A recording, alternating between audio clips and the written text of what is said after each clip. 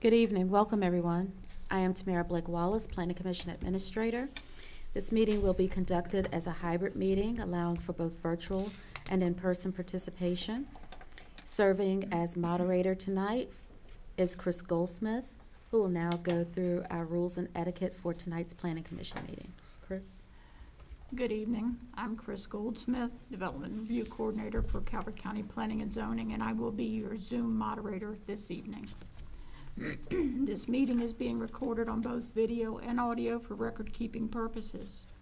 For those attending virtually or on a telephone, please keep yourself muted to ensure no interruptions to the evening.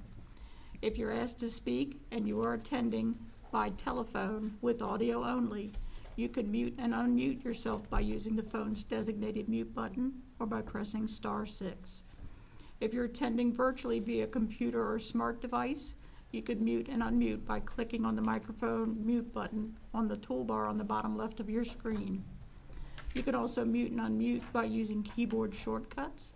Windows, you can press Alt-A, or on a Mac, press Command-Shift-A.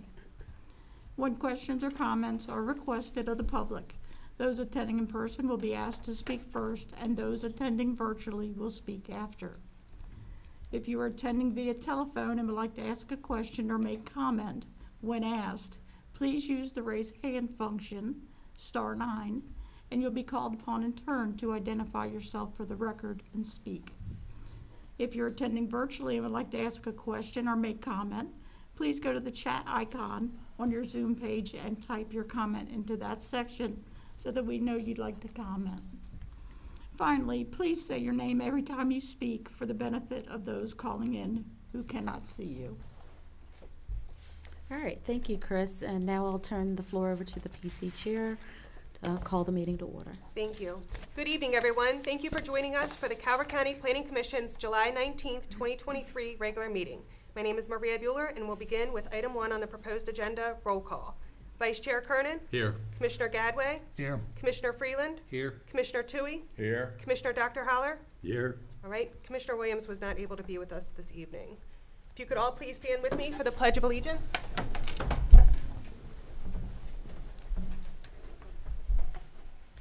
I pledge allegiance to the flag of the United States of America and to the republic for which it stands, one nation, under God, indivisible, with liberty and justice for all.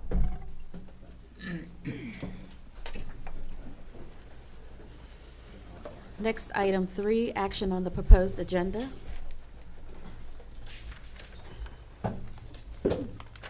Commissioners?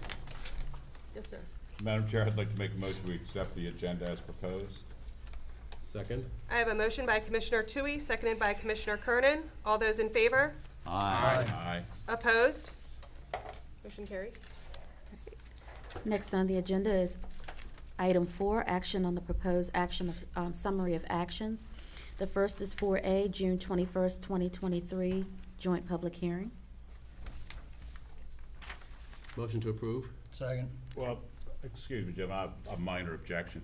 On the Planning Commission regular meeting notes, action on proposed summary of, action on proposed summary of actions, we had a vote on that, but we didn't put the score on there. I believe it was 6-0-1. And that's on the Motion regular passed. or the joint? No, that's on the regular. Okay. Right now, we're on the joint. So bring that Item up in 4A. 30 seconds. Oh, we're not doing it together. We're doing it Just separate. the joint public hearing first. Oh, in that case, I make a motion that we accept the notes of the joint public hearing. We have a motion by Commissioner Kernan, seconded by Commissioner Gadway. Oh, I certainly agree with those gentlemen. All those in favor? Aye. Opposed? Motion carries. All right, next is item 4B, the June 21st, 2023 PC regular meeting. Now, John. Thank you. On line 4, we're missing the record of the vote, which I believe was 6-0-1. If we could add that in. I would propose that we accept it as amended. Second. I have a motion by Commissioner Toohey, seconded by Commissioner Freeland. All those in favor? Aye. Opposed? Motion carries. Next, we'll go to item 5, recognitions of persons attending to the meeting. Tonight, from Planning and Zoning, we have Mary Beth Cook, Director. Attending virtually, we have Judy Makel, Deputy Director of Zoning. In attendance tonight, we have Jenny Plummer-Welker, AICP, the Long Range Planner. We have Rachel O'Shea, Zoning Planner. Jessica Gattano, Planner 3. Amalia Pleek-Tam, Planner 3. Christopher Sperling, Historic Preservation, Planner 3. And Kat Lockwood, Planner 2. We also have with us tonight from the Calvert Health Department, we have Brooke Hebb, Division of Environmental Health. From the Department of Community Resources, we have Sandra Wobbleton, Public Transportation Division Chief. From Economic Development, we have Director Julie Oberg and Sheba Smith, Deputy Director. From Parks and Rec, we have Director Shannon Nazel. From Public Safety tonight, we have Stanley Harris, Communications Chief, and Kara Buckmaster, Acting Division Chief, Emergency Management Division. And we also have in attendance from Public Works, J.R. Cosgrove, Acting Director, and James Ritter, Enterprise Fund Operations Deputy Director. We'll move on to item 6, major subdivisions for final review and action. We do not have any tonight. Item 7, applications for site plan review and action. We do not have any tonight. Item 8, major subdivision applications for preliminary review and action. There are none tonight. Then we'll move on to item 9, long-range planning. Item 9A, the Dunkirk Town Center Master Plan update. Good evening, Commissioners. Good evening. Good evening. My name is Jenny Plummer-Welker, Long Range Planner with Calvert County Planning and Zoning. I'm joined this evening by other Long Range Planning team members, Jessica Gattano and Kat Lockwood. Also joining me this evening are many other department members. Ms. Blake Wallace just ran through the other attendees, so I will skip that. And I will note that in addition to the departments and divisions that are with us this evening, staff from several other departments and agencies have been involved in the master plan update, including the Calvert Health, Calvert County Public Schools, the County Library, the Calvert County Sheriff's Office, the Department of Communications and Media Relations, I believe actually division, and then also the Department of Technology Services, the GIS, Geographic Information Systems staff. They have assisted with the development of this plan. The names are listed inside the front cover. You received my memorandum dated July 6th in advance of the meeting, and the slides, there were 2 new slides that were provided to you this evening, slides 22B and C, and slide 27 has been updated since it was distributed. For anyone interested in the Town Center Master Plan, it's available on the county's website from the Dunkirk Town Center Master Plan and Zoning Ordinance update page. This evening we are going to tag team this presentation. I'll start off and then we'll go through the different elements of the plan. And I'm going to do an overview, provide some highlights from the surveys and the public meetings, and then we'll share key points from the plan's draft, for the first draft. You've seen some of these slides before, but I thought I'd show them again to provide context, and for anyone who this is the first time tuning in to a Dunkirk Town Center Master Plan Update presentation. If you have any questions during the presentation, please feel free to ask them at any time. So let's begin. The Calvert County Comprehensive Plan is the county's overall policy document, and it is implemented through functional plans like the Land Preservation Parks and Recreation Plan, the County Code, the Calvert County Zoning Ordinance and Town Center Ordinance regulations, and then small area plans like the Town Center Master Plans. Calvert County has 9 town centers. 2 are the municipalities of North Beach and Chesapeake Beach, which have their own planning and zoning authority. The other 7 town centers are controlled by the Board of County Commissioners. Tonight we're focusing on Dunkirk. With the adoption of the Calvert Comprehensive Plan in 2019, the Board of County Commissioners called for the expansion of the Dunkirk Town Center. And in 2022, the board decided to retain the future expansion of Dunkirk. There were no changes to the Dunkirk area based upon the amendments that were adopted and became effective in December 2022. The board that adopted the 2019 Calvert County Comprehensive Plan removed the major town center and minor town center designations. So in the comprehensive plan, there's only one designation, town center. The comprehensive plan states town centers and residential areas adjacent to town centers are designated growth areas. The comprehensive plan calls for the Dunkirk Town Center Master Plan to be updated to reflect current demographic, economic, and land use conditions and the expanded town center area. Why update the master plan? Well, to review the vision and see if the visions for the town center are still relevant. Since the plan's adoption in 1987, economic trends, job, and retail have changed.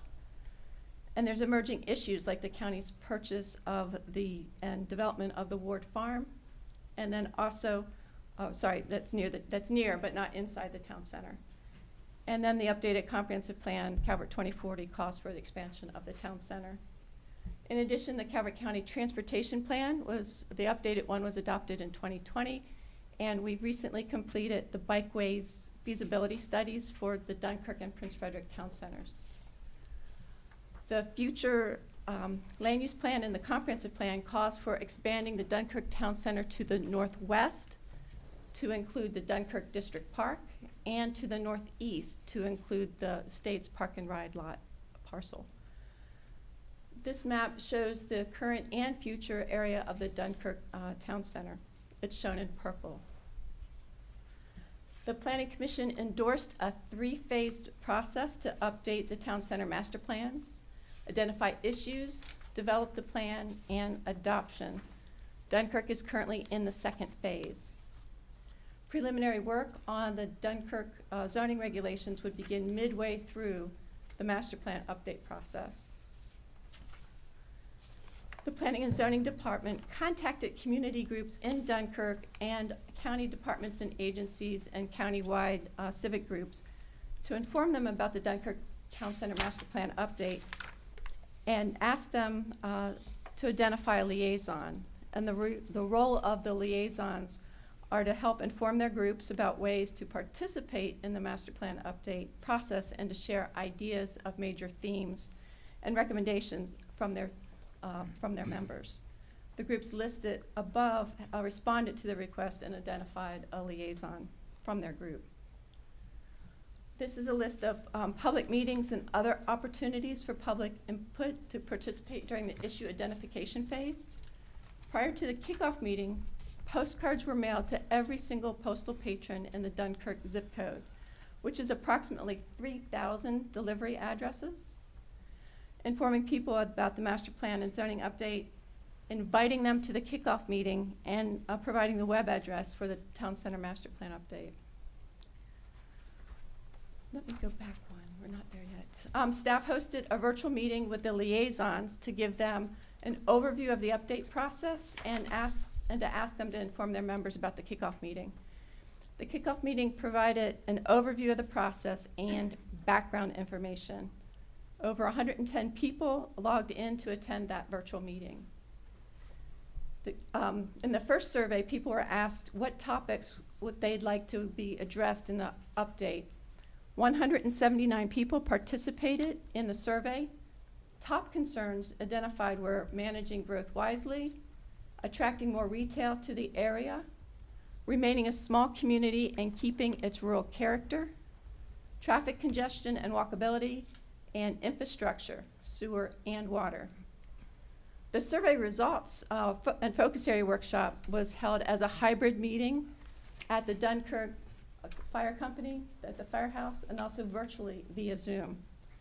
Staff reported the survey results, and then attendees worked in small groups to discuss the topics identified in the surveys. 39 people attended, either virtually or in person, not counting staff or planning commission members, plus 80 people tuned in during the live broadcast. 115 people participated in the second survey, and 1 person participated in the photo survey. Next, we hosted a public informational meeting after the overview and provided an overview of the update process and highlights from the survey. At that meeting, the county's economic development staff presented on economic vitality, specifically how do businesses make location decisions. In addition, staff from the University of Maryland Extension and the Calvert County Health Department Environmental Health Division spoke about septic, land use, and water resources. And then finally, the Planning and Zoning Department presented on the Bikeways feasibility study.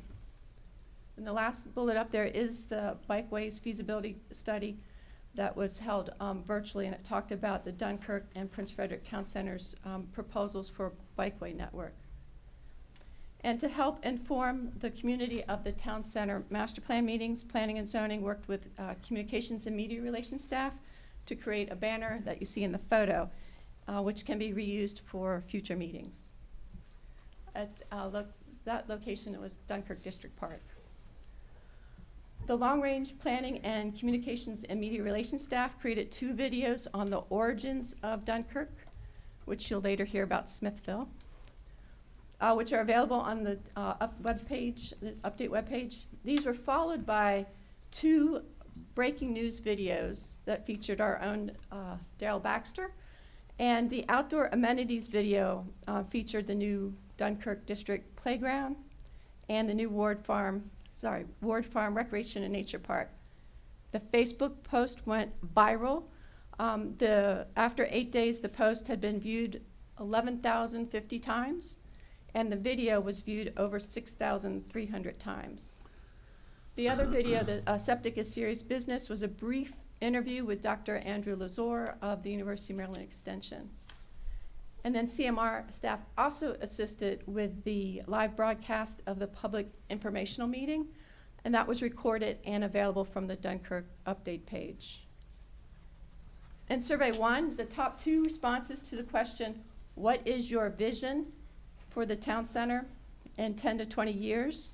The top 2 were small town atmosphere with quality shopping, services, and restaurants, and little to no change, stay the same.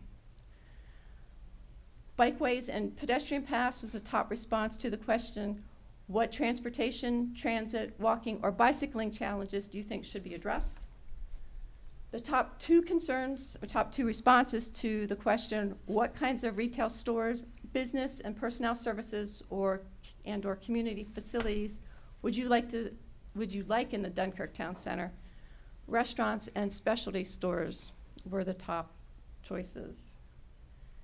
In Survey 2, the top 3 responses to the question, what the focus area, either geographic or functional, should be were land use, roads, traffic, and public walkways and paths, and economic vitality. So after that workshop, staff presented to the Planning Commission, and the Planning Commission acknowledged 3 focus areas for the Dunkirk update, which are land use, roads, traffic, and public walkways, and economic vitality. This is a word cloud that shows responses to the question, in 10 years, what do you hope for the Dunkirk Town Center? What do you hope the Dunkirk Town Center will be for you, your family, friends, and neighbors? And the phrase that stands out the most is community place. The more times a word was mentioned, the larger the word shows in the word cloud. For the development of the draft plan, planning staff held a kickoff meeting for agencies and departments on April 6th of this year. And then we hosted open office hours to answer any questions about preparing the sections or chapters.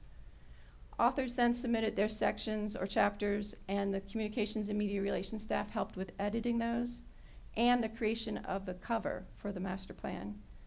And then finally, the spring draft was delivered to you at your meeting last month on June 21st. I'd like to now go over the master plan draft. There are 11 chapters. There are 10 chapters in the spring draft, as noted in the plan, chapter 11, which is implementation. It's a compilation of goals, strategies, and objectives. So it's basically reiterating everything else in the plan but in a table format with the addition of timeframes or action items for the strategies. And this will be provided to the Planning Commission after your review of the 10 chapters. The master plan serves as a guide for the Board of County Commissioners, the Planning Commission, and county departments for projects, regulations, and funding, for state agencies when considering funding for future projects, and for businesses and residents. The plan will establish the framework for updating the Dunkirk zoning regulations. The plan includes demographics. For example, this table shows demographics from the 2020 census for the Dunkirk Census Designated Place, or CDP. And the map shows the area of the Dunkirk Census Designated Place. Land use-wise, Dunkirk is the second smallest town center size-wise and the second largest town center as far as commercial square footage. The majority of land in the town center is already developed or committed. There are some areas that are uncommitted, undeveloped yet.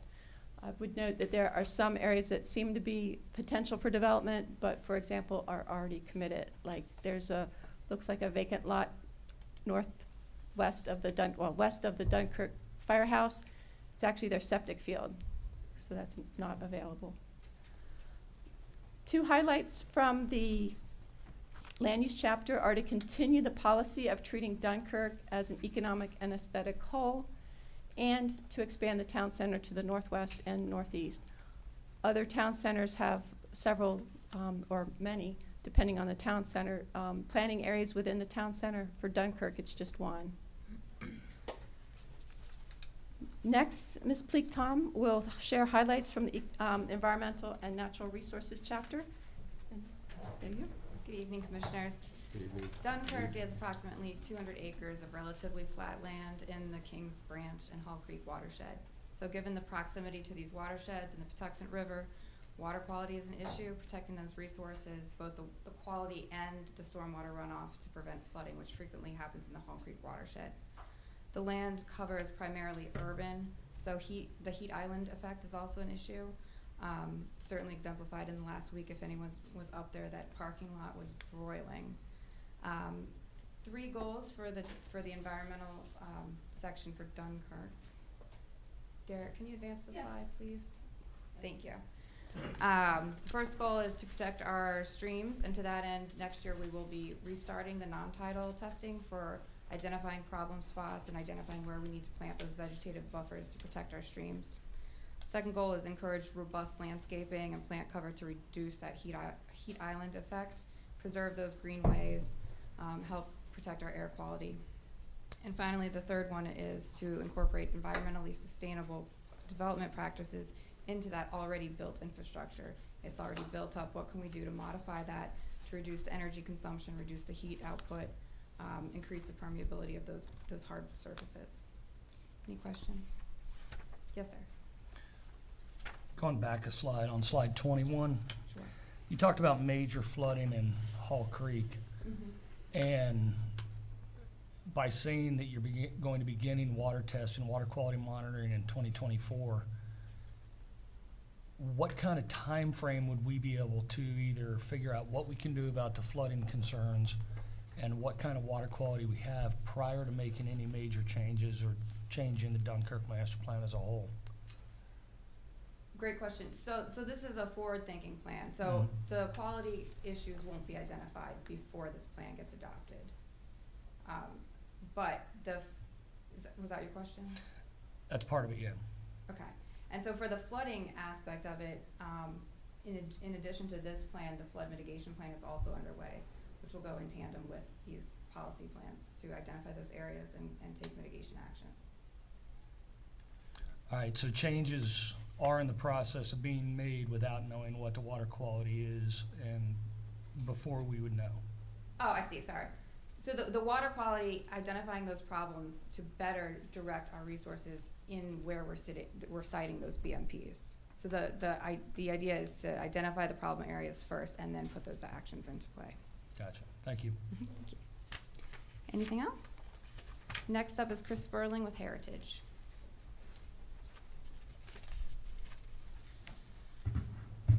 Commissioners. Good evening. So here you'll see some of the goals and objectives that have been identified for the Dunkirk Master Plan in regard to heritage resources. I draw your attention to the map to the right of this slide, and as you can see, there are multiple resources mapped both inside and outside the Dunkirk Town Center. This is somewhat misleading in as much as the surveys that recorded these sites were done largely in the 1970s up through the 1980s. And many of these resources are gone. However, I'd like to draw your attention to 4 that remain within the town center boundary. Smithville United Methodist, Smithville Market, Smithville Meeting Hall, and Smithville Parsonage. We'll notice the commonality of the term Smithville. So it's a little bit ambiguous exactly how this came about. However, it would seem that the local story is that until 1842, what is now Dunkirk was known as Smithville. And when they proposed and then approved a post office, it was discovered that there was already an existing Smithville post office on the Eastern Shore. At the time, there happened to be a woman who was visiting the Drury House and the Drury family. As a side note, the Drury House is it's on Route 4, it's almost to Chesapeake Beach Road, and is also a Calvert County Historic District.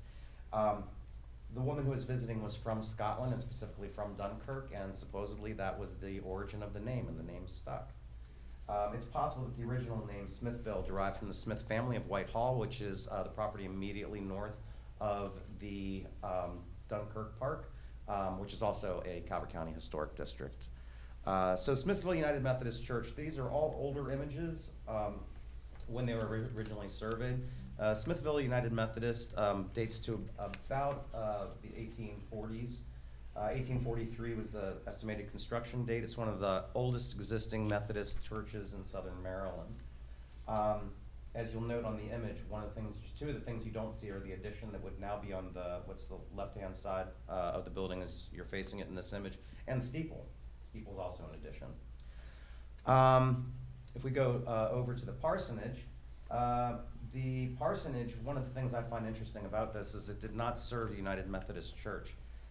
In fact, it was also in the 1840s that the Methodist Church split, particularly over the topic of slavery.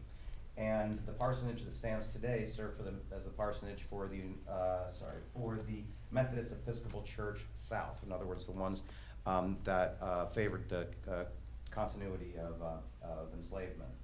The parsonage right now, you may recognize, that'd be Karen's of Calvert's, the florist. If we go to the market, which is also known as Penwick, it's a Victorian house that remains late 19th century, really nice preservation on that house.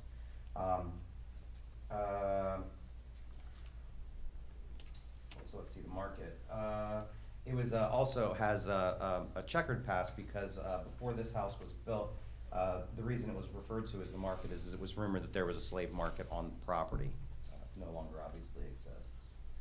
And finally, the hall was built about 1921 for the Junior Order of United Methodists, the Junior Order United American Mechanics.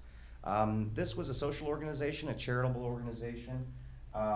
It supported the National Orphans Home and took care for the disabled, sick, and families of deceased members.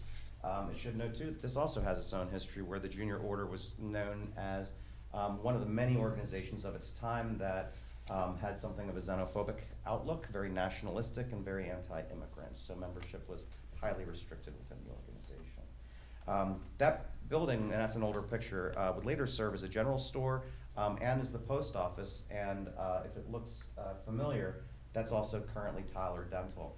It's lost a lot of its character with the siding additions and removal of the chimney, but it still retains its general shape, that kind of classic American four-square. Could you go back to one slide? So if we look at some of the goals and some of the objectives, preserve and enhance historic resources, limited number within the within the core of the town center. However, it can also serve, Dunkirk also serves as a gateway to many of these resources that we see around and are visible, many of our rural resources, the tobacco barns, farmhouses, and the like. And then objective 1 under goal 2, identify and record previously unrecorded archaeological resources. So the first goal would actually be more of an encouragement, encourage the current property owners to maintain the historic looks and feel. Identified previously unrecorded, despite rather extensive development within the town center boundaries, there is the possibility for small areas that have not been disturbed and have the potential, and that would largely be done through the review process. Again, to encourage access to this office and when it is appropriate, to require as is allowed under the town center ordinance. I'm here to entertain any questions for the commission. Thank you. I got a question, maybe two. So, I understand that Smithville was the site of the first county fair. Do you have information on that? I don't, but I can look it up. Okay. And then, are there other documented prehistoric sites other than the large site that was unearthed during the park and ride? I would have to double check. There were other archaeological surveys, so you're aware, the map that you see here does not include archaeological resources. Archaeological site locations are protected under state and federal law. There have been other surveys that were done. I would have to look through and see what those found. It would not surprise me if there were others. The geographic setting, access to water drainability of the soils and such is conducive to Native American habitation. Thank you. Sir? Any other questions? Thank you. Thank you, Commissioners.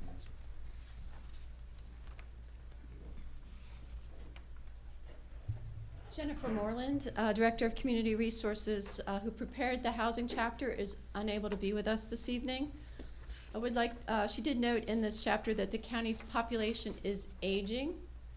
The category of adults age 65 and older is expected to grow by 30% between 2020 and 2045. Northern Calvert County is experiencing an increase in the percentages of seniors and individuals with disabilities. There are very few residences actually in the town center itself, and Dunkirk is primarily a commercial retail center. The goal in the housing chapter is to continue to support the existing Dunkirk Town Center policy of allowing multifamily attached dwellings only for age-restricted housing. So that's a continuation of the current policy. And this chapter also states consideration should be given for developing a multi-use community center that houses a library, aging and disability services to improve access to community resources, recreational programming, and socialization opportunities for nearby residents. I'll talk more about this in Chapter 10. Next, Ms. Gaetano will share highlights from the transportation chapter. Jenny, real quick, Yes, if you don't mind, please. certainly. I understand that there's only a single residential dwelling in Dunkirk Town Center and the expansion areas, and that's the rectory at the church. Is that correct? That is my understanding, that there is one residence in the Dunkirk Town Center. I Okay. believe there's one apartment, and there are the bunks at the volunteer firehouse. At Firehouse, right. That is, I believe, the totality of the residential areas in Dunkirk. Got it. Town So center. where, and I understand that it's existing Dunkirk Town Center policy, but where would multifamily attached dwellings for age-restricted housing go? That is a very good question. I am not prepared to answer that because we've not done an analysis of the vacant sites. I would note that I believe Ms. Smith will be talking about this in the economic chapter, but there is opportunity in the Dunkirk Town Center to redevelop existing sites. Gotcha. Okay, thank you. You're welcome. If nothing further at the moment, I'll turn it over to Ms. Gaetano.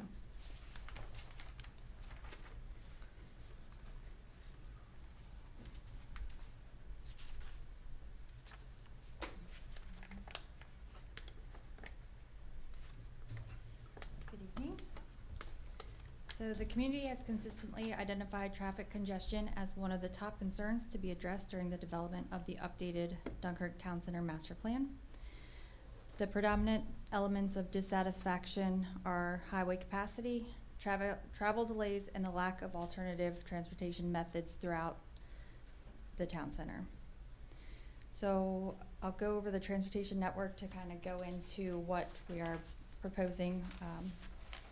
The first master plan called for the construction of West Ward Road, which was constructed in the early 1990s. And in an effort to improve mobility for local traffic within the Dunkirk Town Center, a loop roadway system started to be created on the east side of the town center.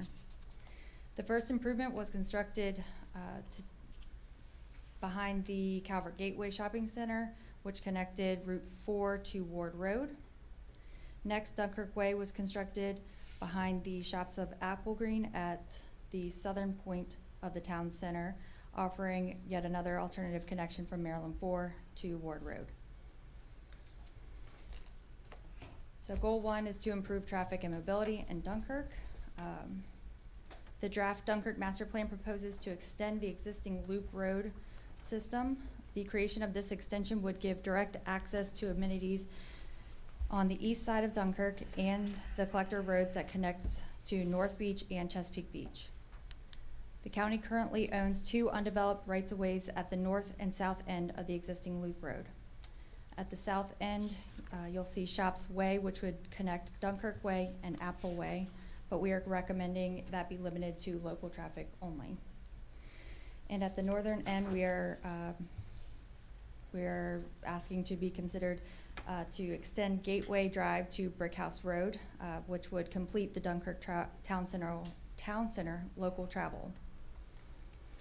Objective 2 proposes staff address geometric insufficiencies at intersections of concern.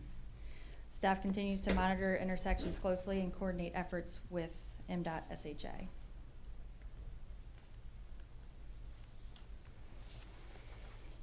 During the Dunkirk Town Center Master Plan update, citizens expressed a strong desire to establish a network of pedestrian and bicycle facilities accessible to riders of all ages and abilities.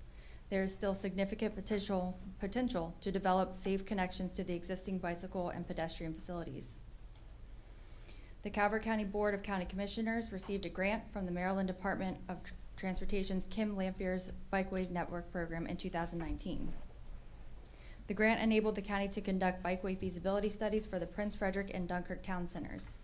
The report was finalized earlier this year, and I will be presenting those concepts to the BOCC and the Planning Commission in the upcoming month or 2. Goal 3 is to improve and expand existing transit services. Calvert County Public Transportation currently provides service in the Dunkirk Town Center 5 times a day with 2 connections into Prince Frederick. The route runs counterclockwise, which creates a one-directional route of travel. A route reconfiguration was proposed in the recent Transit Development Plan, or the TDP, to reduce headway, create time transfers, and provide hourly service throughout its service hours.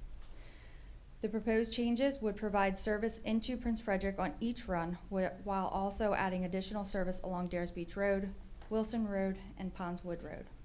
This route would combine with the north route and would create a bi-directional service along the majority of the Dunkirk route.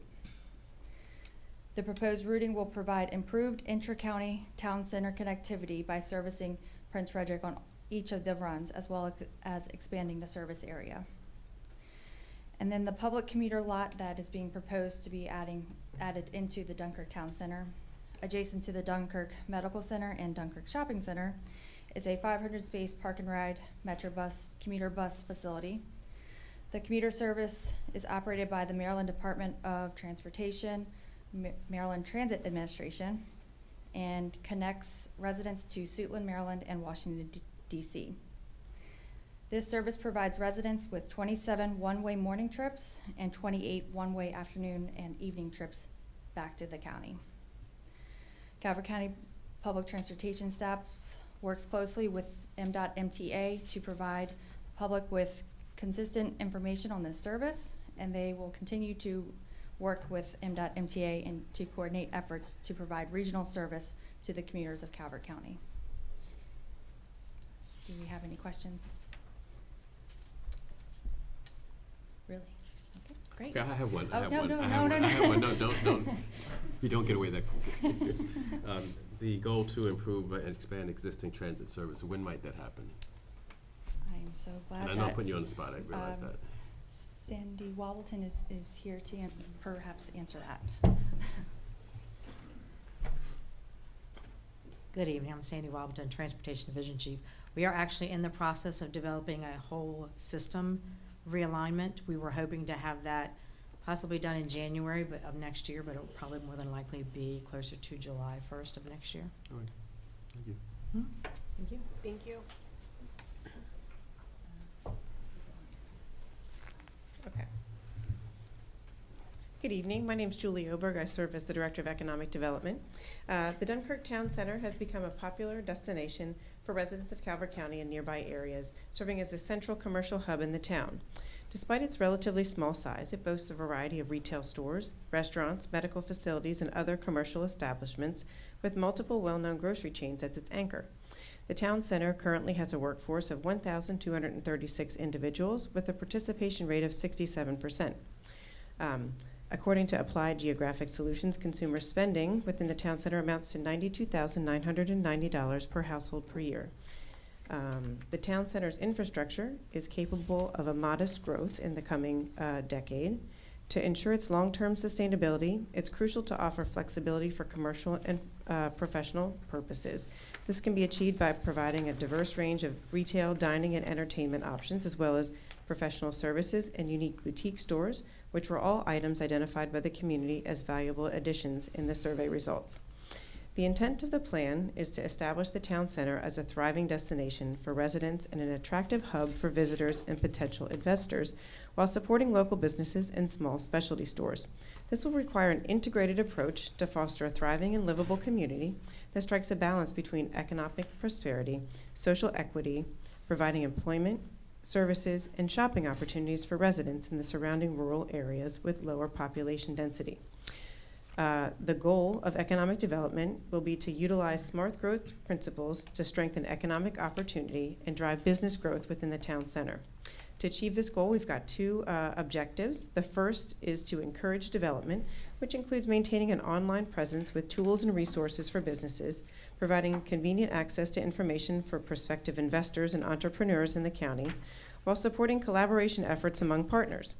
Additionally, the plan involves promoting Dunkirk as an attractive option for site selectors and developers throughout partnerships, online presence, and targeted marketing campaigns. Lastly, supporting the development of a walkable and connected infrastructure in Dunkirk aims to enhance the local economy and quality of life by fostering collaboration among community members and businesses. The second objective is building a sense of community within the town center. Developing a robust community spirit involves creating an atmosphere where individuals experience a sense of worth, connectivity, and support. The process starts by advocating transparent communication and motivating active community involvement. We can explore avenues like farmers markets, local events, and entertainment to further stimulate interactions and offer opportunities for promoting business, thereby increasing patronage and visibility.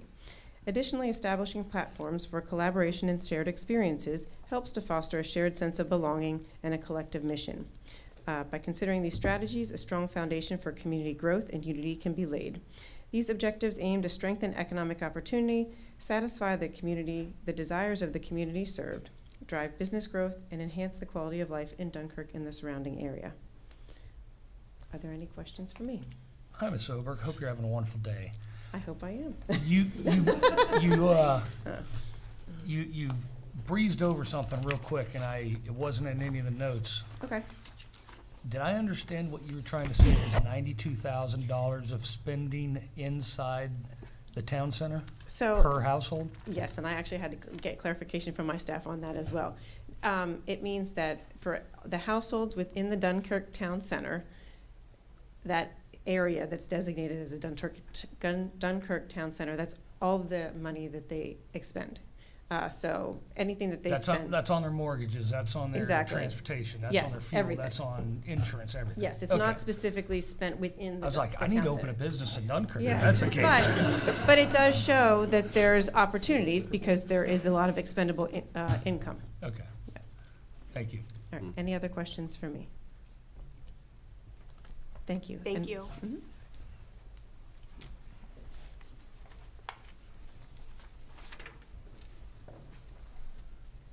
Next up is the Water Resources chapter. The Water Resources goal, protect public health and water quality, comes directly from the Calvert County Comprehensive Plan, Water Resource chapter. Other goals in the draft Dunkirk chapter focus on installing or enhancing stormwater management and preserving, protecting, and conserving water resources. Members of the community brought up the septic and sewer concerns during surveys and the public workshop. The draft master plan includes the strategy, consider conducting a wastewater treatment study to analyze the current state of private wastewater systems, options for long-term maintenance of the private systems and or replacement with a public or private partnership system, and potential locations and cost options. So that is the Water Resources chapter. Okay, can Yes, you may. I, I'm very much in favor of what you've done. I'm very supportive of that, and particularly the economic development that you envision there.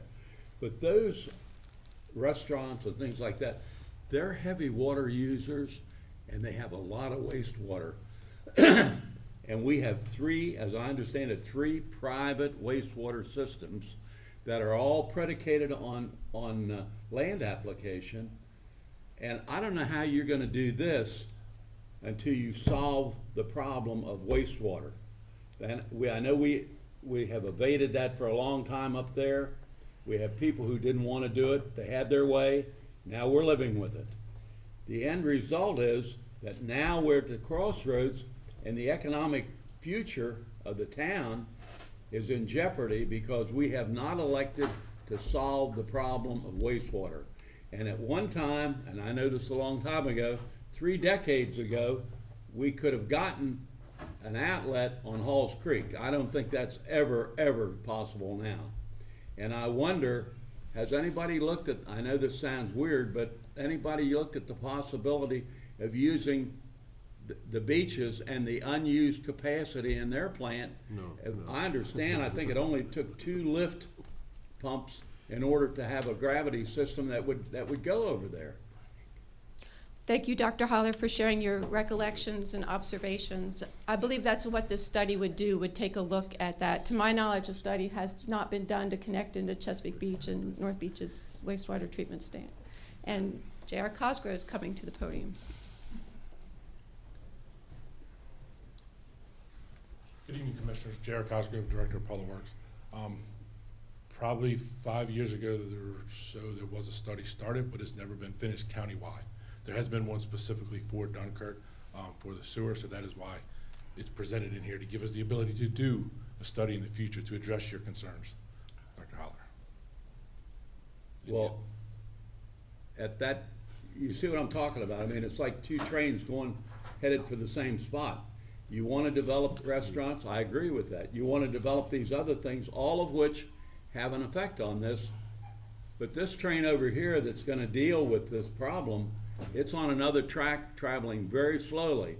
And that's what I'm trying to get at. I mean, is this really just paperwork to get us through the next 3 years? Because nothing's really going to happen that could solve the problem. I mean, like Jenny said, this goal, this last objective was brought up because of all the public, I guess you could say maybe outcry, Yeah. more or less, from the meetings that says, that is a concern at Dunkirk. So in order for us to even consider moving forward with doing a study for Dunkirk, we have to basically have it in the master plan so we can implement it in the future moving forward. So the option's already there. Has anybody looked at, maybe it's too early, but has anybody looked at what are you going to do with the 3 private sewer systems that are under private ownership, that have different land application arrangements, etc.? I'm sure some of those are nearing the point where they can't accommodate a lot of additional growth. Has anybody talked to them about their role in solving this problem? Well, that would be part of the study, but when those systems were designed and those parcels were developed, they were developed with compliance through MDE for the usage they were proposing on those sites, and to develop the sewage treatment plants facilities for their future uses on those parcels. So if the parcel's built out, then the treatment plant is pretty much sized for what's there now. If you're looking at infilling as far as commercial uses that might leave the center and come in, there's always evaluations done both through the health department and MD to verify that the plant can handle the new accommodation of whatever use might be proposed in those areas. But the point of the study would be to evaluate all that Okay, as a whole. I'm not opposed to the study, I'm just worried about the timing. Understood. And I think the timing may defeat what your goals are. One other thing which is not on this, but we talk about a walkable area. I go to Dunkirk almost every day. The way it's developed, that isn't a walkable area, and it isn't gonna be a walkable area.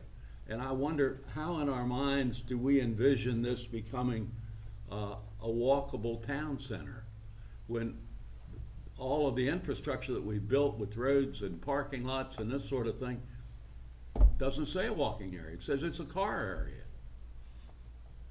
I'm not trying to throw rocks in the road, but I'm trying to figure out how we're gonna get from here to there. That's really what I'm trying to figure out. Thank you, Dr. Holler. I believe part of that is redevelopment of sites as they come online. The newer developments like the shopping center on the north side of Ward Road and the shopping center on the south side of Ward Road on the east side of Maryland 4 Right. has sidewalks on what essentially is the loop road on that side.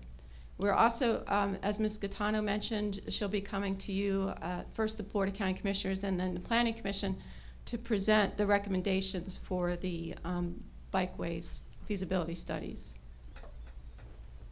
Okay. Looking forward to seeing that. Thank you. Yes. I do have a question for JR.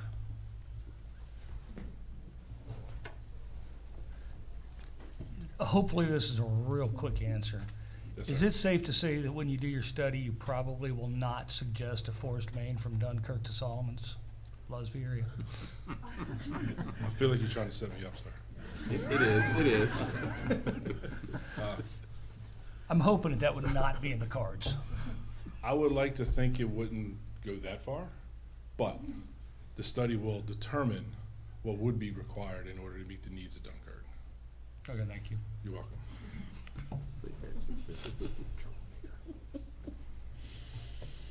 If there's no further questions on water resources, if I may move on to the next chapter, which is government and community facilities. The chapter covers several topics, including educational facilities and the Calvert Library. The town center, as I mentioned, is not incorporated, so it's controlled by the Board of County Commissioners.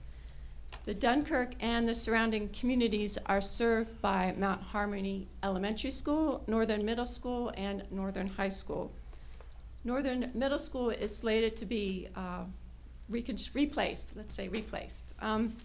And according to Suchita Warner, the Director of School Construction with Calvert County Public Schools, the new school will be fully available, fully ready in December 2027. The fiscal year 2025 Educational Facilities Master Plan, which is approved by the Board of Education annually, the current one notes that Mount Harmony Elementary will undergo a feasibility study in fiscal year 2029 to address space deficiencies and required systematic component upgrades. Regarding older adults and senior facilities, Dunkirk residents travel to other town centers for these types of services, the closest being in North Beach and Prince Frederick. Locating a new Calvert Library in the Dunkirk Town Center has come up during the community meetings on the master plan update. Also discussed has been the possibility of a joint use community center and library, or senior center and library. Decision about where to site a replacement facility and joint use facility possibilities would be made by the Board of Library Trustees, and then a recommendation would go to the Board of County Commissioners for consideration. From the associated strategy is to evaluate the possibility of relocating the Fairview Branch Library to the Dunkirk Town Center. Include in the evaluation the options of including a joint-use community center and/or senior center. Next, Director Nazal will provide an overview of the recreation section. Can I inject Yes. something here? And I know we've been on this before, but I still want to get it on the table. If the Board of Education continues their current policy of letting people from out of district go to Mount Harmony Elementary, that school has never been full with people who are resident to Mount Harmony, ever. And I've been here 30 years. If we build a new school there, are we gonna fill that up with more people coming from Lusby because this is where they get their babysitting in that area or something? I mean, why do it if all we're doing is just creating a problem that we don't control? Some other agency controls the decisions that make the problem. Excellent questions. If you would like, we can certainly ask the Calvert Public School staff to I attend a have. future meeting. Yeah. I'd Their certainly, answer is very simple. We have the right to do that, and we're doing it. I believe I could find the meeting that the previous superintendent attended with the Planning Commission and said basically that. Not sure how we can address your concern, Dr. Holler. I'm not sure how we can address your concern in No, the I know master that. plan. That's a Socratic question, that's all. There's no further questions on libraries or education. We'll move on to recreation. Thank you. Good evening, Commissioner. Shannon Nazal, Director of Parks and Recreation. So we have one large goal of providing access to a variety of quality recreational environments and opportunities. So for these purposes in the Dunkirk Town Center. When we looked at this goal, we were utilizing information from the comprehensive plan, from the Land Preservation and Parks Plan, which was just updated in 2022. As well as our departmental strategic plan, which was just updated this month for the next 5 years. So as we look at our objectives to increase the amount of land area dedicated to recreation and natural resources, and objective 2, meet the present and future needs of the community as it relates to recreation and natural resources, these are some of the reasons why Dunkirk District Park is now included as recommended as being included in the town center. Per this, we do have some projects that are ongoing at Dunkirk District Park that add to the quality of recreational services that we will have in the town center, including the addition of a tennis and pickleball court facility within the park, and other future plans for pathways and lighting, upgrades to amenities in the park and that sort of thing, which is in the Board of County Commissioners capital improvement plan. So as we continue to work with other agencies as a part of this master plan, including community resources, the library system, and planning and zoning, when it comes to the different amenities such as the bicycling and pedestrian transportation system, is working closely with involving the park facilities in those conversations, as well as looking at the community resources and library options for recreational facilities, and being a part of that conversation as well. And I'll answer any questions you have. Yes, sir. For them, an update on the Ward Farm. What's next? So Ward Farm, though it's just outside the town center limits, so Ward Farm Recreation Nature Park off of Ward Road, we are going strong with all the amenities that we have built there. All of our fields look great. They're well used. We have a lot of good trail systems out there. Our paved trail system out at that park is highly used and well loved by the community. We have some amenities that are going to be coming online within the next fiscal year. We're going to be adding some new shade structures to some of the dugout areas on the ball fields. We just added a small tot lot playground, and we're going to be adding a disc golf course here in the next 6 months or so. We're working with a local organization to work on disc golf at that facility. And as we go with funding that's provided from the state for that facility, we'll be working on some of the larger amenities, such as our maintenance shop and an overlook pavilion for nature education classes, that sort of thing. Very good, thank you. Yes, sir. Thank you, Commissioners. Thank you. Thank you.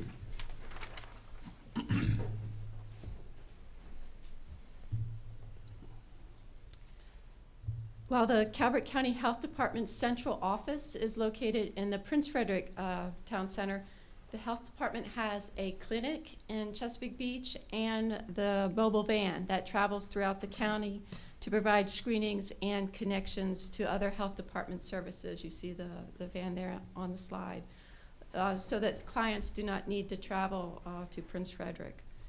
Two of the strategies, switching gears to public safety, are provide adequate space for the Calvert County Sheriff's Office to provide services to the Dunkirk community. There is a satellite office located at the Fairview branch of the Calvert Library. Thank you, Shannon. And the other is to explore a location for a medevac site. Regarding solid waste and recycling, the draft plan says, continue to provide trash and recyclable services at the Mount Hope Convenience Center.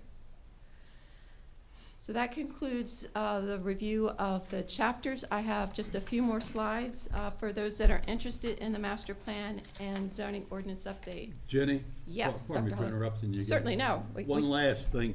Your demographic study, which I wasn't surprised by, there are a lot of people in the upper part of the county like me, my age phalanx. Have you given any thought about maybe a clinic center in Dunkirk that would be tailored to people in that age phalanx, because there's so many of them and they appear to be growing in numbers? I have not personally thought of that, but we'll be glad to pass your comment on to both the health department and my point of contact at Calvert Health. Okay.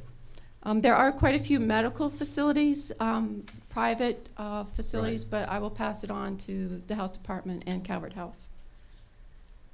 There's nothing else on Chapter 10.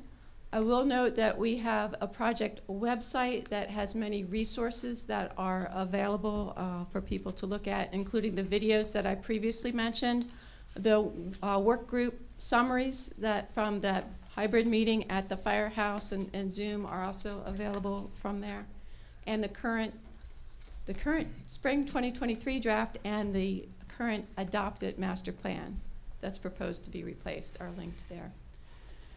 If people, then there's the website for the town center update. And then if people are interested in getting email messages, they can go to the county website, and on the Notify Me section, they can sign up for news flashes by signing up for planning and zoning. And we work with communications and media relations staff when we're doing public meetings or surveys to put out information on the county's Facebook site. So, next steps. That brings us to our final slide for this presentation. And when you received the memo, one of the steps was to review the draft Dunkirk Town Center Master Plan, Spring 2023. Come with questions for staff. We'll pass on those questions and comments to those who are not attending this evening. And the second item was provide direction to staff regarding the draft plan.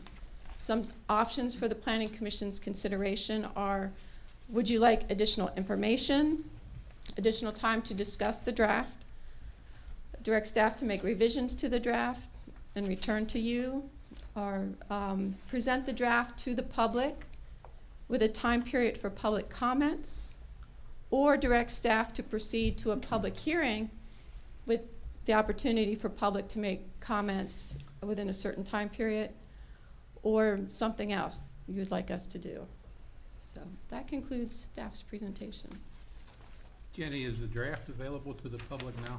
Yes, going to the Dunkirk Town Center Master Plan and Zoning Update page, it is available via a link on that page.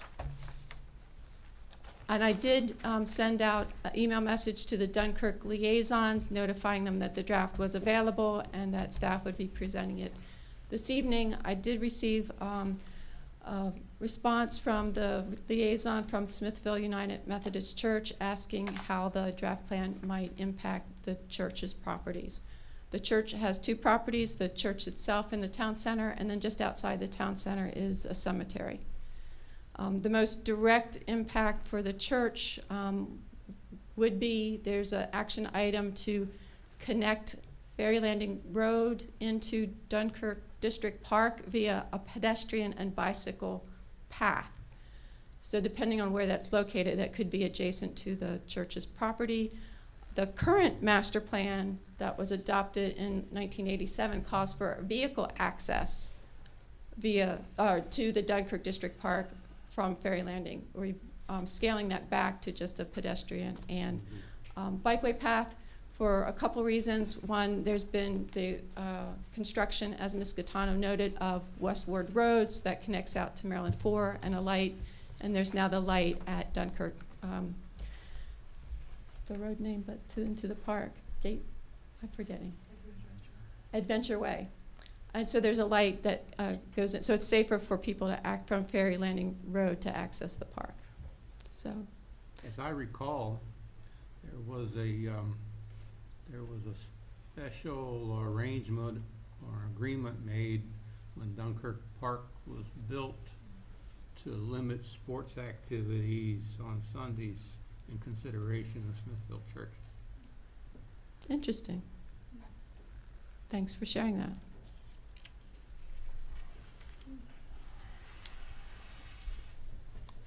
Are you all, you said you reached out to the one organization. Are you receiving any other written comments or requests from the public? I reached out to all of our liaisons. I didn't mean. Sorry, that sorry, was I the didn't only mean one, only but- response we've received was from one. I'm sorry, what was the question? While you reached out to the organizations, and one replied back, have you received any written documentation or comments from the public about this? Yay, nay, indifferent? No, we have not. We have not. And we've brought this to your attention for your review first, and then it's available. Anybody can comment at any time on anything we put up on the website. But no, have not received any comments from the public. But we haven't specifically gone to the public and asked for comments, waiting for your direction. And that's one of the options out there, right? Yes. That is one of the options. I would say one of the several options, one is to go out to the public, specifically hold a community meeting in Dunkirk, allow people to either, it would be a single meeting, hybrid, so people could attend in person, or virtually, that would be ideal, or we could do those separate. But it would be going to the community and presenting it to them and asking for comments and bringing those comments back to you. Or if you wish, start the process for a public hearing whereby the public would have the opportunity. We would do a community meeting and then also a public hearing where they could provide comments. So I see this as the citizens' document, not the county's document, not the planning commission's document. So I would move that we direct staff to present the draft publicly and come back to us with public comments. If that's a motion, I would second it. And for clarification, that's the first option that she described, correct? No, the first option was additional information, Okay. but of the two public options of Okay. reaching out to the public, that is the first one. So it's less formal. Right. It's not a public hearing format. Correct, that's what I'm Yeah. saying. Yes. I'd like to see that before. Public hearing, yeah. I agree. We have a motion by Commissioner Freeland and seconded by Commissioner Kernan. Is there any other further discussion? All those in favor? Aye. Opposed? Motion carries. Why, thank you very much. Thank you. And I thank everyone for attending this evening, either virtually or in person, and I appreciate all their help in preparing the draft. Thank you. Thank you, Jenny. Next on the agenda is item 10, items for discussion and/or action. We have a work session with the Department of Public Safety for the creation of a public safety chapter in the county code and proposed text amendments to the Calvert County zoning ordinance. Good evening, Commissioners. Stanley Harris, Division Chief for Emergency Communications. Good evening, Commissioners. Rachel O'Shea, Zoning Planner with the Department of Planning and Zoning. So, Commissioners, our purpose for being here tonight is, for a work session for updates to the county code. We're going to review and discuss the proposed text amendment 23-01 to the Calvert County zoning ordinance needed to facilitate the creation of the new code. And we're going to discuss the need for microwave path protection throughout the county. So a little background on the addressing changes. In July of 2020, the addressing function for Calvert County was moved from the Department of Planning and Zoning to the Department of Public Safety under Emergency Communications. With the addressing function moving departments, Article 10 of the zoning ordinance did not properly address the change in authority that was needed for that. So staff is proposing to remove the grid address numbering system and display of address number sections from the zoning ordinance and place it in a new public safety section of the Calvert County Code. So the proposed changes would add reference to Chapter 95, which would be the new section of the county code for regulations regarding non-interference with emergency communications microwave systems to the following zoning ordinance sections. Section 3-3.02, wind energy systems and communications tower and antenna regulations, general requirements. Article 5, residential development requirements, Section 5-1.11, height regulations for all districts. Article 6, non-residential development requirements, Section 6-2.02, height regulations for non-residential uses. Article 10, naming and renaming of roads and assignment of premise addresses, and complete removing the sections 10.1-02, grid address numbering system, and 10.1.03, display of premise address numbers. So you have a proposed, one of the attachments was the proposed changes that were highlighted in red and then what the new ordinance would look like. So before we move on to any microwave, I'm going to pause there for any questions related to the zoning changes. Do you anticipate, once the authority is transferred, do you anticipate major changes from the manner in which the planning and zoning staff have done the numbering and the naming and that sort of thing? It's really just a... It is a change on paper. Okay. So the same person that was doing those changes in 2020 Yeah. is the same person that's working for my Right. office. We didn't make any changes to the code other than minor wording changes for that authority change. And we also left the appeal process the same. So they would come to the Planning Commission for the appeal process just like they have in the past. So I don't anticipate any changes. It was just, there was updating technology. We had to make some changes there, and then giving us the authority to sign paperwork versus having to send it over to Planning and Zoning to sign it today. That was the change needed. And this, just from my experience, that's exactly how many of the other counties work. Yes. Is when you need a new address, you don't reach out to planning and zoning, you reach out to Correct. emergency services. And part of the reason why that changed, so around 2019, 2020, there was a big push to change the technology in 911 from the copper lines to an EZNet service, and that provided better location information and requirements to update addresses within 72 hours. So that person working in my office facilitates that, where before we had to go through planning and zoning and it kind of bogged down the process and we weren't going to meet that 72-hour requirement to fix an address error if we found it. So with this, we're able to make those changes more timely and deliver better public safety response with those changes. So the microwave path protection. So in 2021, Calvert County Department of Public Safety commissioned a 15-site P25 public safety radio system.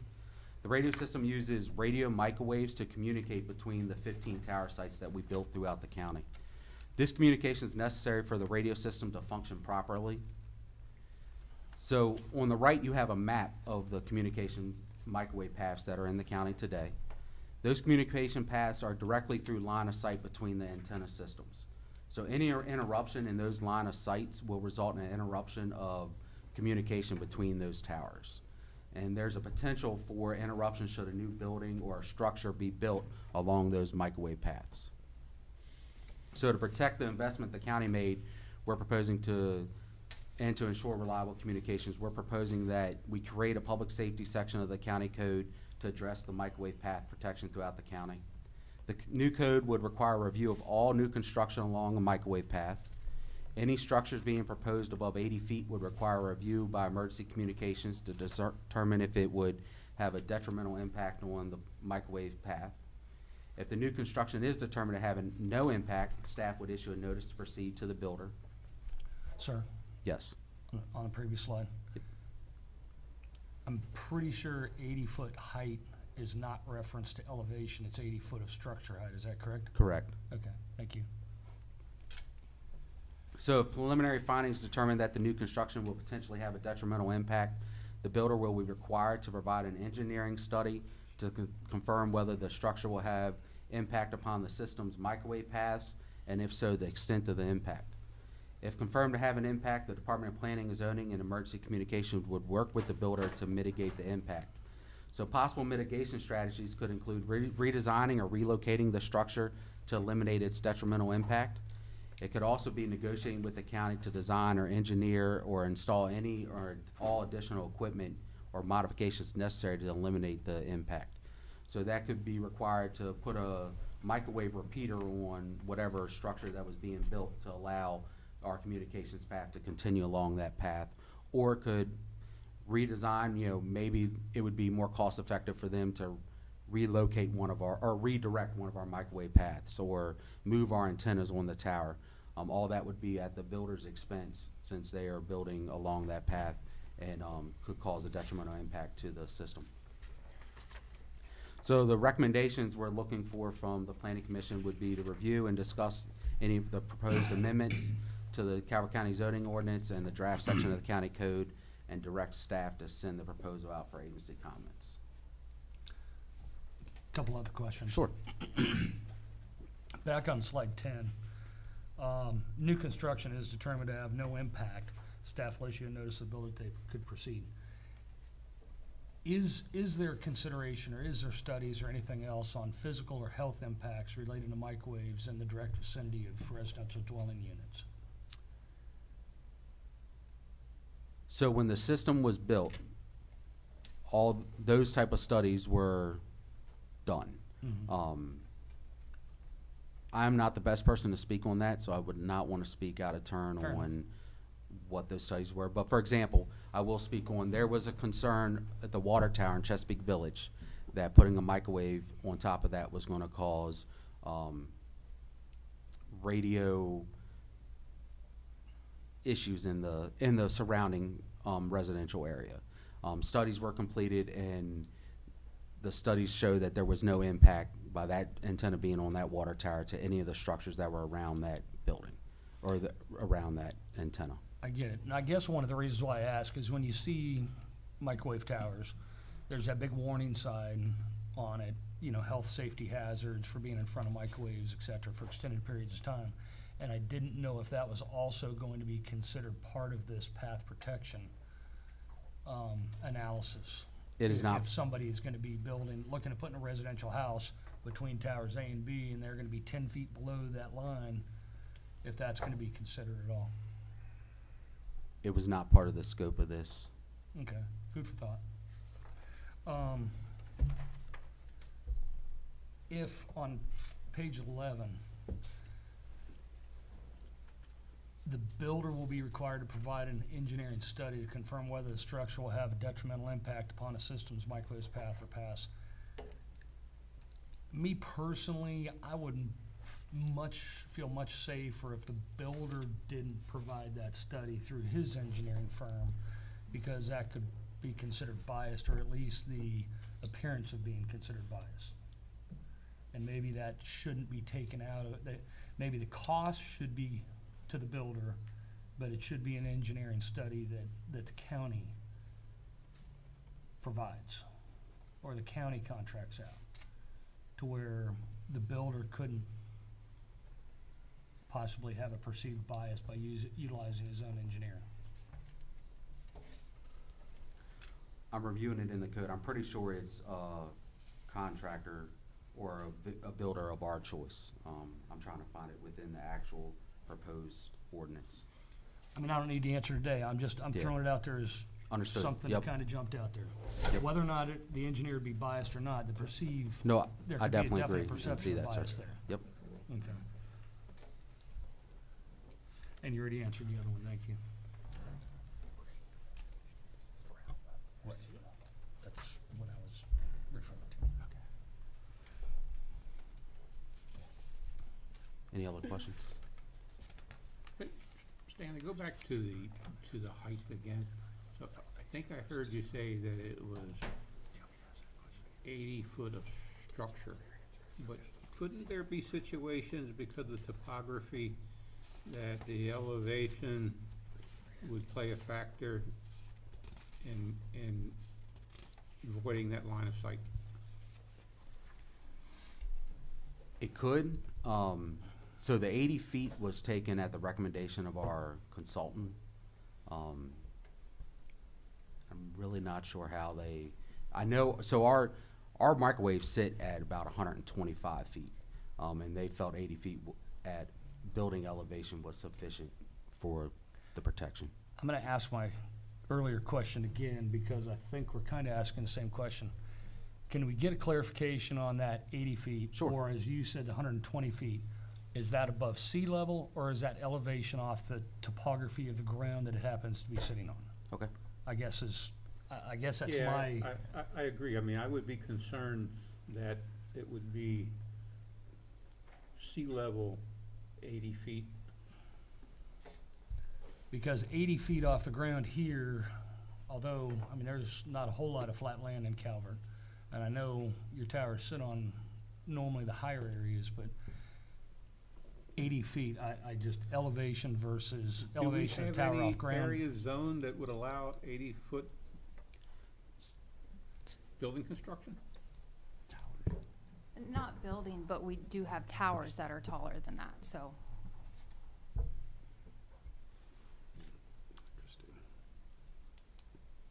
So if we could get clarification on that footage, whether or not it's sea level elevation or elevation off ground level at that location.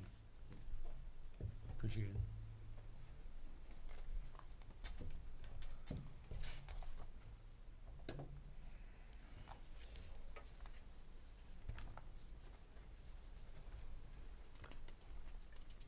Moving forward, I think you guys are looking for agency comment to move forward with this, or did we want to circle back when we have the questions answered? I'm fine. I would move that we direct staff to send it out for agency comments. I'll second that. I have a motion by Commissioner Freeland, seconded by Commissioner Kernan. Any further discussion? That will come back to us after agency comment, correct? Yes. Yes. Yes. Okay. And we'll also get the answer. Correct. Nothing else. Okay. All those in favor? Aye. Opposed? Motion carries. Thank you. Thank you, Rachel and Stanley. Next on the agenda, under items of discussion and or action, item 10B, Planning Commission bylaws and rules of procedure. It's a subcommittee report. In May, at your annual meeting in May, there was the discussion of the bylaws and the rules and rules of procedure, and there was some discussion about some changes to the bylaws. There was a subcommittee that was formed of 3 Planning Commission members. They have met, and they would like to discuss some of the options that they came up with the subcommittee. So I will turn that over to the subcommittee at this time. We are the subcommittee.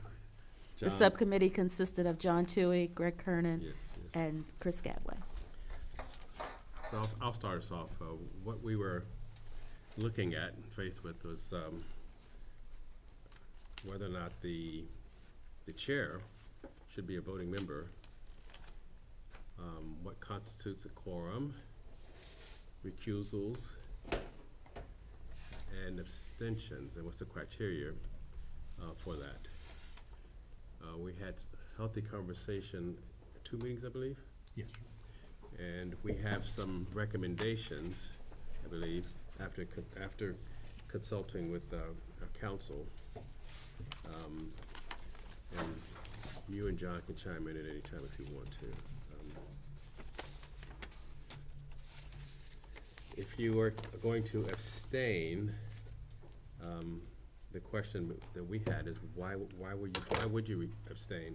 If you've sat through the entire discussion, what would be the reason for abstaining? It might be that, like this evening, you don't have all the information that you want or need, so you want more time to consider and reflect on the matter being discussed.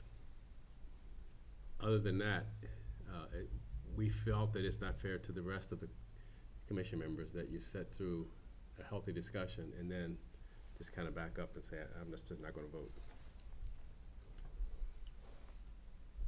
So that's one thing we want to deal with and address right off. Recusals are different because when you recuse yourself, you're giving an absolute reason why you're doing that. But abstentions didn't require that at all. You could simply sit through the entire discussion, and when the chair called for the vote, you said, I abstain, and that wasn't fair. On the matter of whether or not the chair should vote, we asked staff to come back with the history of how it got to be that way. And it was a long history going back many, many, many years of the chair not voting. However, previous chairs have chimed in and kind of directed the conversation. So we felt that, well, if the chair's going to do that, perhaps he or she should be counted. John, would you add anything? I think you've covered it fairly well, Greg, very nicely, as a matter of fact. I do think, though, that we may have overlooked with abstentions, and we did discuss this, that there are times when you're not able to get all the information that you need to vote. And I know personally it happened to me when we did, when we were on the all virtual meetings. And there were times I lost internet and had to abstain because I was not able to keep up with what was going on. So we did cover that also. Thank you, sir. Chris. Mr. Kernan, I think you did a very good job summarizing it. One of my concerns, and we touched on it, was, and this is in reference to the chair having the ability to vote. The current bylaw says the chair has the right to vote on any motion, save a recusal for a conflict. But in my opinion, it is just as important that a chair can vote out of a tie that it is to have the chair be able to vote into a tie. Not to try and make a motion fail, but the motion obviously clearly would not pass at that point, and it could be revisited later on at the next meeting with additional information or such.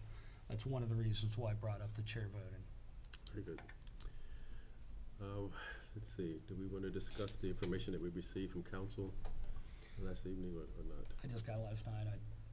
It's up to you. John? Just an observation.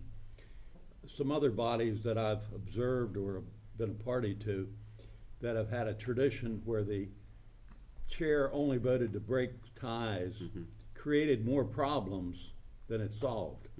And I would respectfully say, I think the chair ought to vote just like anybody else. Thank you. The first thing I'd like to, if I can be recognized. Yes, you may. Thank you. The first thing I would just add is, if we really look at Robert's Rules of Order, if you don't vote, Robert's Rules of Order considers that an abstention.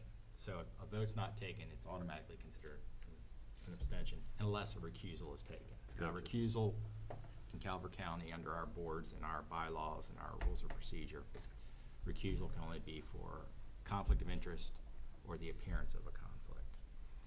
So when you take an abstention, it's basically just a no vote. There are no guidelines anywhere for it. Now, I don't want to breach too much.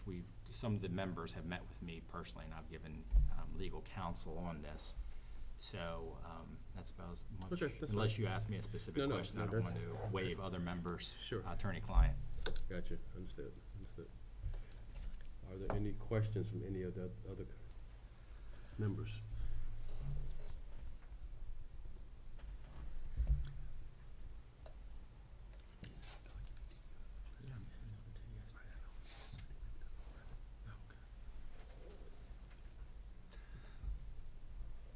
Go ahead. Mr. Kernan, what would be the case, or to Mr. Mattingly, what would be the case for moving forward? How do we go about changing something that's in here? It sounds like we might have an idea or a couple of ideas to move forward. What is the process? I think the process is to go back to the May meeting, look at those minutes, interject this information and correct that, and bring out another draft of it, I guess. Yes, and with regards to bylaws, it works a little bit differently than our other procedures for resolutions, et cetera. One, there has to be a 2/3 vote, and also, when we finally determine what we want or what we're proposing, that proposal has to be issued, and then another 30-day waiting period has to go by. Right. Okay. So is a motion needed tonight to incorporate this into the bylaws? Well, there doesn't need to be a motion. This could be treated as a work session, if you will. You can open discussion. You can certainly tell me, Mattingly, I want you to do X, Y, Z, or Mattingly, I need you to figure out some language. This is the problem we're having. This is the problem we want you to address. We want you to go ahead and draft something, get it to us, and then we'll put it out for public discourse on our normal website. And that's certainly an option. If you already know what you want, then certainly we can make a motion to start the process of amending the bylaws. I think that one of the things we noticed when we were discussing, and if either of the other gentlemen, if I say something wrong, please correct me, is we all kind of agreed that if there is an abstention, there should be a clear and defined reason for that abstention, and it should be on record. Mr. Tui, is that what you believe also? Yes, that's definitely what we agreed on, and the other thing that we had, discussed was a recording and a reporting of Yes. such abstention. Right. And then the other part was, and I don't know where this would fit into the bylaws, because the bylaws currently say that the chair may vote Right. on anything. I don't know if that should be changed from may to shall, unless there's a recusal or an abstention or something like that. Yeah, made clear. Or we could simply say that the chair is a voting member of the planning commission. May I be recognized? I just want to give a point onto the bylaws. As far as the chair voting, we probably don't have to specify it, Right, because what we really, if we are doing something about abstentions and the chair doesn't vote, that's automatically an abstention, then would require a reason for the abstention. Right now, the rules are very clear, they can vote. So either they're gonna recuse, abstain, or vote. Did we also discuss reasons for abstention? I believe you just touched on that a moment ago, lack of information. Right. Unable to prepare sufficiently Right. or understand, Right. needs more information.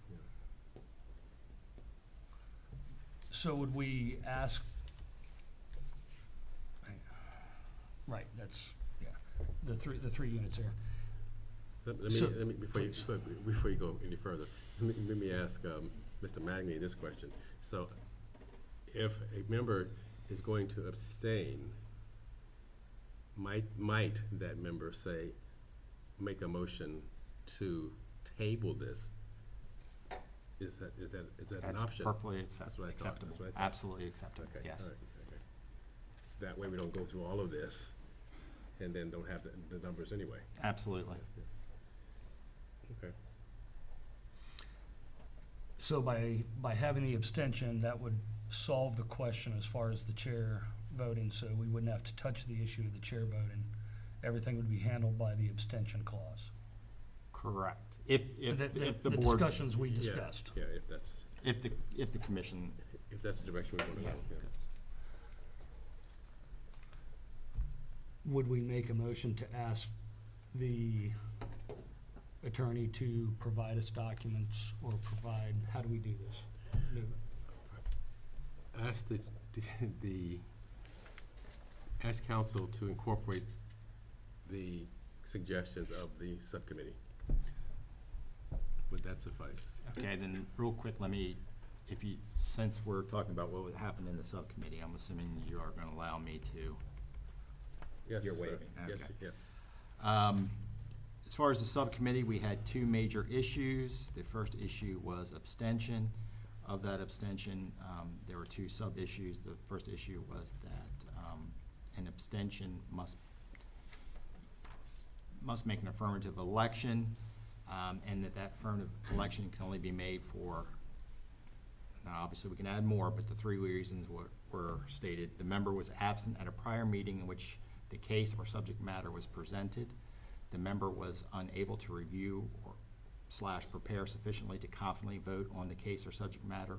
Or 3, the member cannot fully comprehend or understand the issues involved in the case or subject matter and thus cannot confidently vote on said case or subject matter. So that was the first issue. The second issue was reporting abstentions and recusals.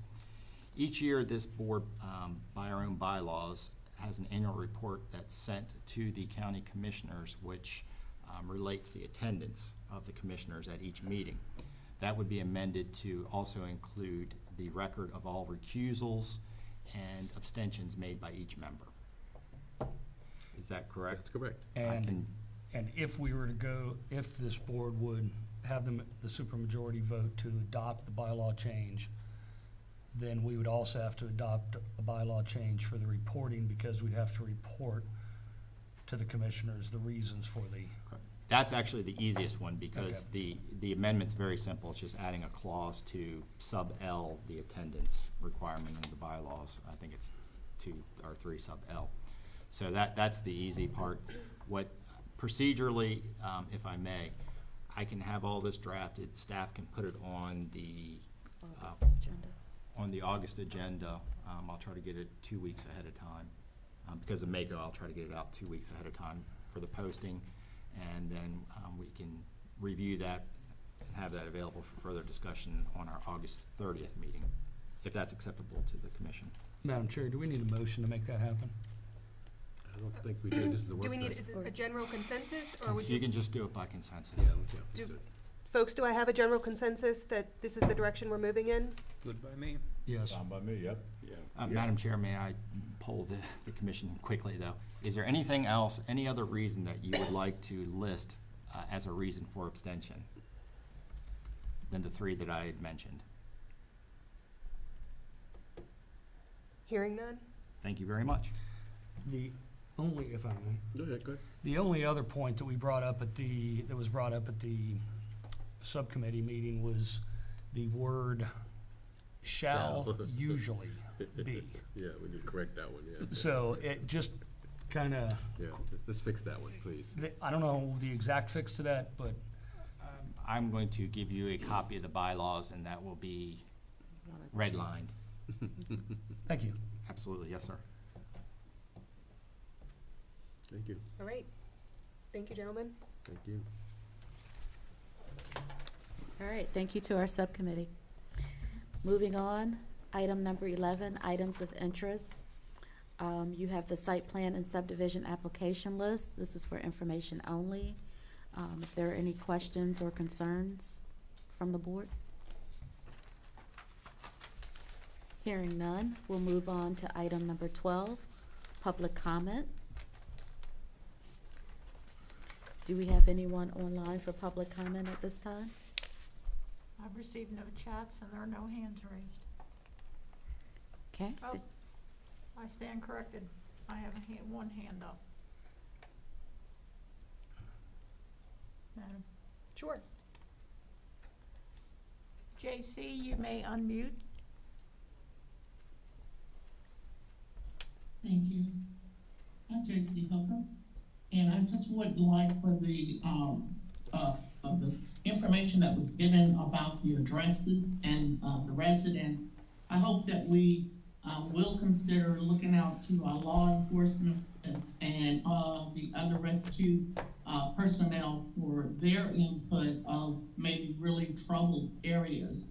I don't want to cite any street specifically, but there are a lot of homes that have a major street, and you'll turn off that street and you have 4 and 5 houses that are off of that street. So I do hope that we make a consideration, because there was a lot of technical terms that I myself kind of pondered over.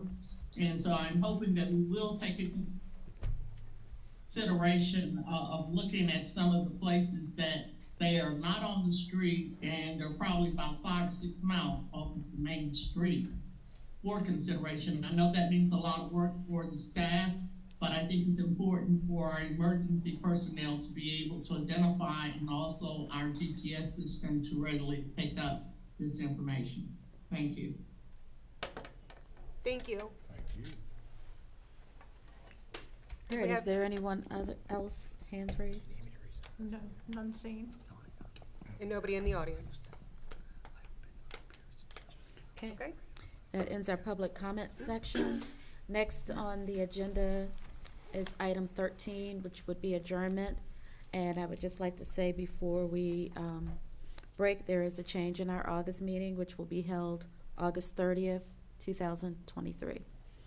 So with that being said, a motion for adjournment. So moved. Second. I have a motion by Commissioner Kernan, second by Commissioner Tui. All those in favor? Aye. Opposed? We're adjourned. Thank you all for attending.